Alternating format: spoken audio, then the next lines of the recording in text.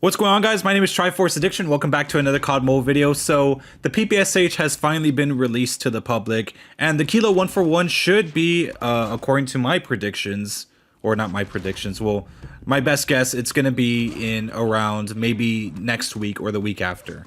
So right now, let's just focus on the PPSH, and I do have to admit, this is a pretty good SMG, but it does have its flaws. So of course, it's not out of the realm of possibility for, SMGs to become meta nowadays because, every SMG that gets released is typically very good and kind of like questionable at the same time. I mean, with the MX9, we had, very powerful damage, like 30 if you did have large caliber, 40 to the head and over.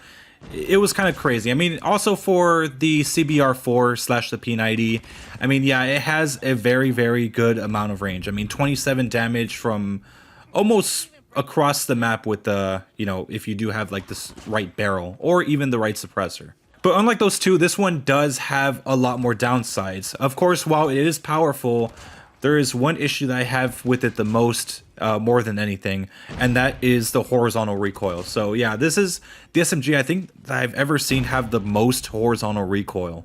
And there's not a lot of attachments that could solve that problem. There's really only one that actually does. It's kind of like, I guess, the Elite foregrip for this gun. I mean, if you guys remember the Elite foregrip from the BK57 that removes a lot of horizontal recoil, we have something very similar, but with very significant downsides. So I kind of went into the game to find out what the name of the grip was. It's actually called the Resilient Foregrip. So yes, it alleviates a lot of the horizontal recoil issues, and it also gives you some vertical recoil benefits as well, but the downside is pretty significant. You lose probably 10% ADS movement speed as well as 15% ADS, speed. It's crazy.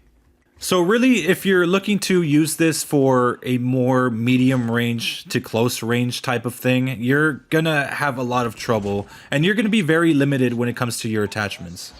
So this is pretty much a must. You must have the Resilient foregrip in order to control that recoil, and even with the marksman barrel or whatever they call it, it's still not enough to, control the recoil completely.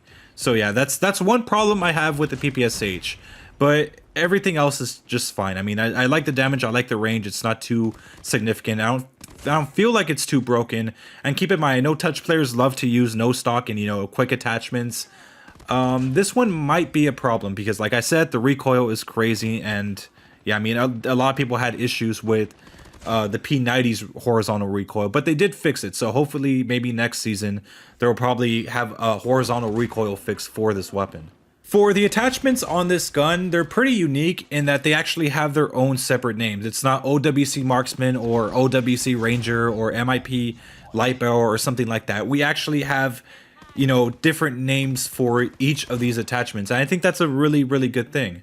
To be honest, I like that kind of feature where each attachment has their own type of name, It's not the same OWC stuff. Like, I would really love for each weapon in this game to have, their own attachment name, especially for the barrels.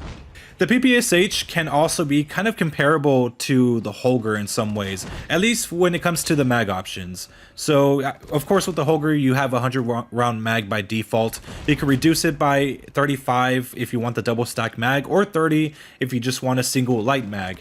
The same thing kind of works here. So, of course, with this weapon, it starts off with 65 bullets.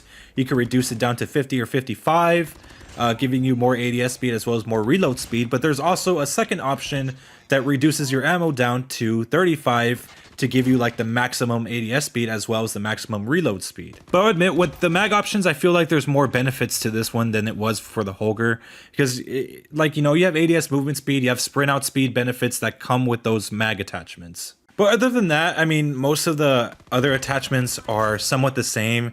Typical names that you've seen before: monolithic suppressor, Russell grip tape, stippled, rubberized, all that stuff.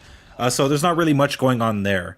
But when it comes to the camo challenges, it's pretty simple for the most part. One thing I do have to compliment this weapon is with its hipfire spread. So the hipfire spread's pretty good. You can actually hipfire from a decent range, especially if you do have the MIP light barrel Or sorry, not the MIP light barrel, the MIP laser. Unfortunately, the only two camo challenges that are kind of hard is the long shots and the headshots. I mean, you guys saw me struggle.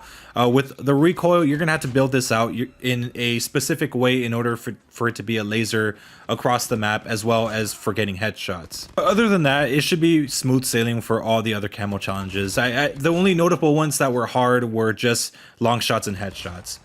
In time, you'll pretty much get it all down. But yeah, that's pretty much all I have to say about the PPSH as for right now. Don't worry, I have more comments about it later on when I actually figure out a perfect class setup for this. Or maybe I already have, I'm not really that sure because I'm only using it in shipment. So I typically have a shipment class setup to use, you know, when I'm in this map. Once I finish with Diamond, I could probably figure out what's actually right for this weapon in any situation.